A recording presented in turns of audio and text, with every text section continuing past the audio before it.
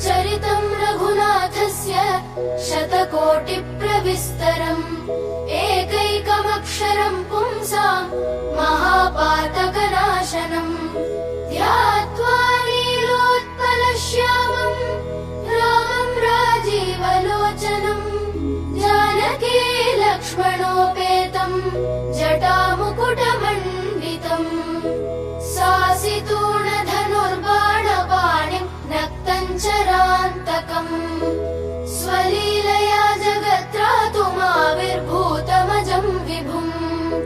रामरक्षां पठेत् प्राज्ञः पापघ्नीं सर्वकामदाम् शिरो मे राघवः पातु भालं दशरथात्मजः कौसल्येयो दृशौ पातु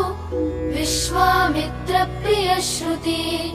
घ्राणं पातु मखत्राता मुखं सौमित्रिवत्सलः